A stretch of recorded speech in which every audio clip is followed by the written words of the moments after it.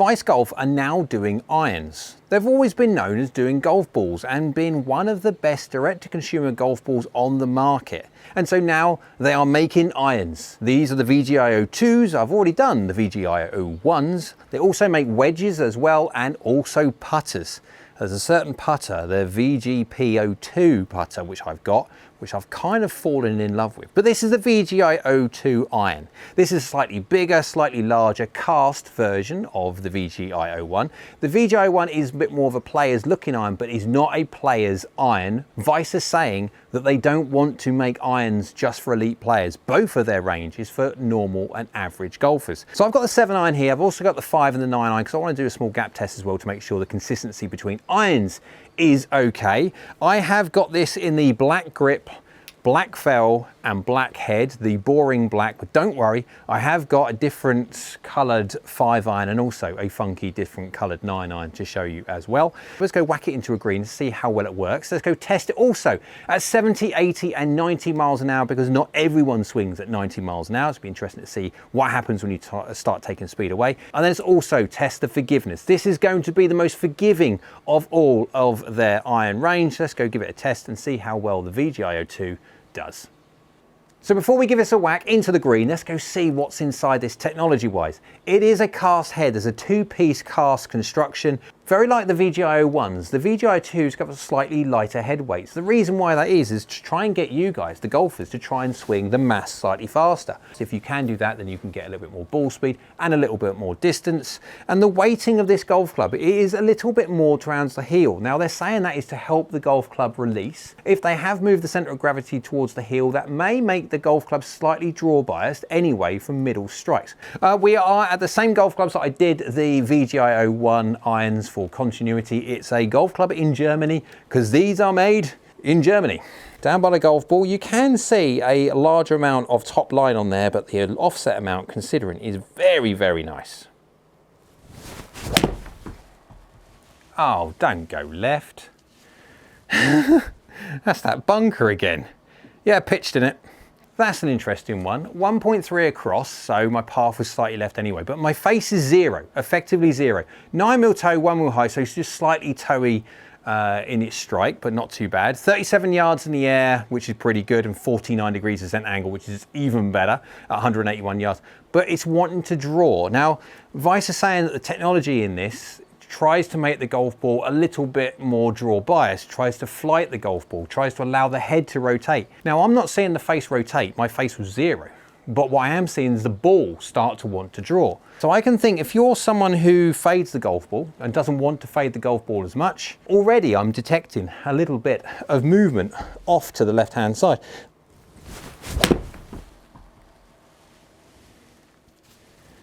Now that was a 0 face. That'd be interesting to see if there was any in that bunker again. Path slightly across, face is basically 0. Slightly high on the strike, 2 mil high, 2 mil toe, but pretty decent. Can't complain with 2 mil and 2 mil. And there's a little bit of turn on that one, so not too bad whatsoever. It's only 6 yards offline, but again, when you've got the pin cut to a left-hand side of the green and then a bunker is on the left, 6 yards is enough. I mean, it's 180 odd yards away, so it's doing pretty well. But 37.5 yards in the air and 49 degrees descent angle, even at 181 yards, that will stop as long as I don't hit it in the bunker. That will stop. So you've got plenty of height and plenty of control with these irons. It will be interesting when I obviously take speed away. So I'll be doing my 70, 80 and 90 mile an hour swing test to see how well it works when you start taking speed away. But feeling wise, feels fine, absolutely. I mean, again, I can still feel where I'm hitting it on the face, but not quite to the same degree that I can on the 01s. I'm trying to feel a fade, I'll be honest, at the moment, because I'm a bit worried about that bunker. Good result, can't complain at all. Path slightly across, face is open. Look at that, that's an interesting one. So my path is across, my face is open, otherwise known as fade. I'm slightly toey still, 9 mil toe, 2 mil low, but that's it. 38 yards in the air and 49 degrees descent angle, even at 180 yards, you're seeing that is stopping, but that is straight. That ball is being hit dead straight, yet my face is open. Absolutely, I can start detecting that this golf club is slightly draw biased. And that's exactly what Vice is saying. The Vice is saying that they've moved the weights towards the heel to try and promote such a thing. So if you're a fader that you want to try and get rid of that, it's working, definitely. Definitely a more explosive feeling than the VGI01s. Definitely feeling the fade, trying to keep it off that left-hand side. Still getting very close to that left-hand side. Path again, 2 degrees across, 1.3 open.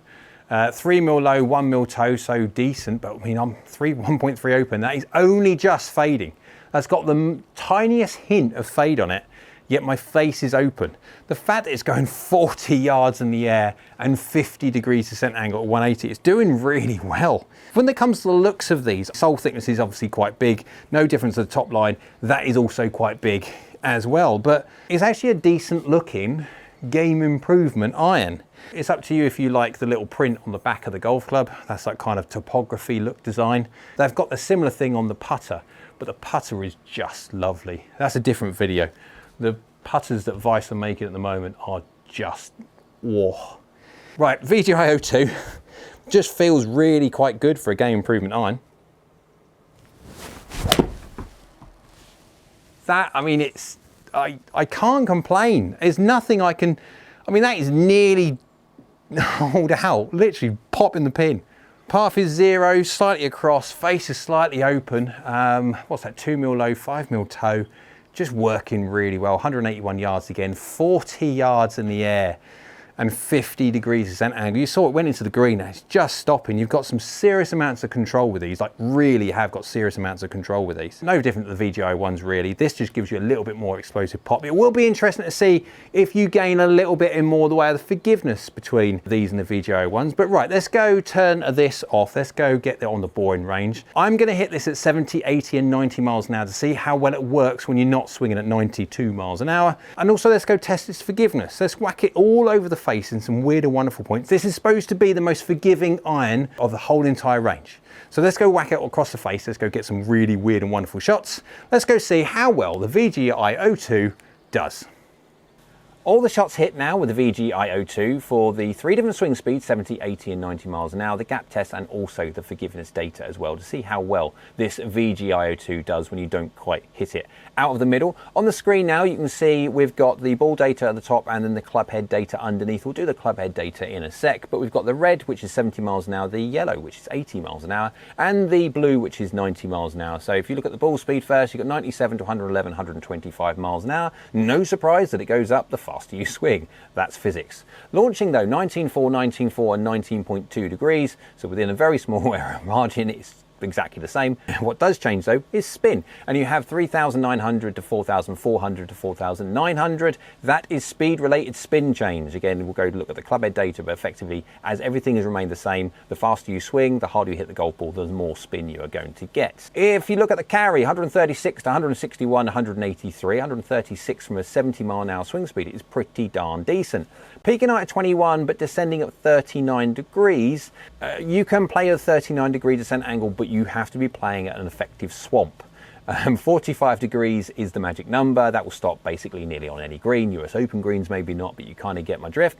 When you're looking at sub 40, you are lap of the gods as to whether it's going to stop. So if you are a 70 mile an hour swing speed golfer and you're looking at the VGI02s, if you deliver more loft than me, and if you have a face to path, say more open than me, that you gain more height, then potentially, yes, that's going to get into the 40 degrees and it will be functional. If you deliver exactly like this, I would say that actually the 7 iron is borderline not functional. So absolutely no 6 iron and absolutely no 5 iron. The whole idea is obviously to make sure you get a proper set makeup, so you don't then go into greens with no descent, no control, and it just disappears out the back. As soon as you swing at 80 miles an hour though, you've got 161 yards of carry, 29 yards in the air, and 44 degrees of descent angle. Very close to the 45 degrees, that will stop on any green, no problems whatsoever, and at 44 degrees, absolutely, you can have a chat about a 6 iron.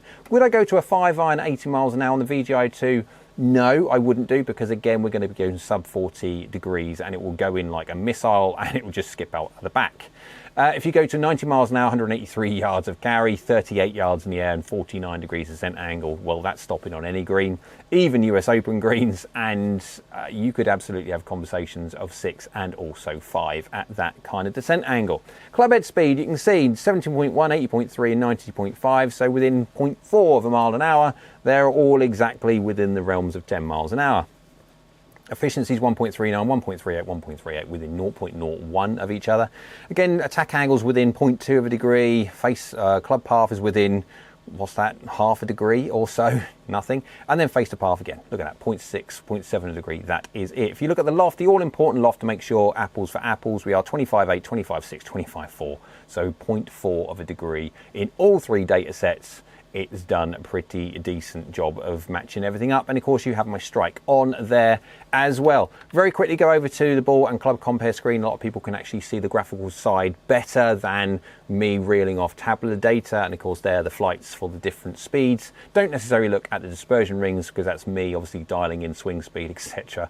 Obviously 70 miles an hour is a little bit foreign for me to swing at. I've got the information here for the VGI02 9-iron, 7-iron and 5-iron. Of course you do have a club in between, but you can see there the 9-iron goes 150 yards, the 7-iron goes 181 yards. Obviously I did a different test than the actual test that you saw before, so 2 yards in it, but 150 to 181, which is 31 yards, and you have another 30 yards between the 7-iron and 5. So effectively, obviously you have a 8-iron between the 9 and 7, and you have a 6-iron between the 7 and the 5, and so within reason 15-yard gaps at my speed. Absolutely fine, no problem whatsoever. Just the one thing I would note on there is you can see that the flights on a 5, they do become a little bit more that way. And that is because of the loft of obviously the VGI02. Again, lofts up on the screen. You can see that the VGI02 5-iron is just a little bit stronger obviously than the VGI01, but that's no surprise. Right, so this time we have a look at the forgiveness. Let's go see what happens when you don't hit the middle on these VGI02s. Normally what I would do now is I would show you a capture of one right out of the middle and then do snapshots of other shots that I've hit around the face to see how much drop off you get. But what we're doing going forward is to try and make it a little bit more visually more understandable for people. Again, reeling off information is great, but if you're not accustomed and used to all the different screens that I see, it can get a little bit ugh. So we've done heat maps, but give you an understanding of how well something works out of the middle, we've got the VGI02 here, 1 mil high, 0 mil toe, so hang on, within a millimetre exactly in the middle. We have the path and face of very 0, 0 and 25.5 degrees of loft. 1.38 efficiency or smash factor is a measure of bang for your buck. How much ball speed do you get for your club head speed? 1.38 for this loft is not bad in the slightest. Now, let's go have a quick look at what the heat maps are. So I'll flick over to the new heat map screen you can see there.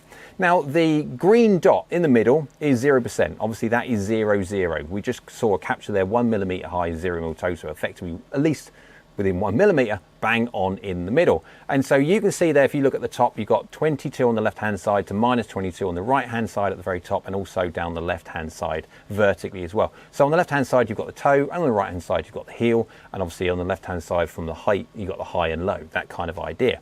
So if you have a pattern of your miss hit, you know that you hit everything always low toe, or you're middle or slightly low, or middle or slightly heel. You can then understand how well this face works. Now, all faces work differently, and again, when it comes to all this information is for readily available for my members to be able to see and compare different irons that I've currently tested this year.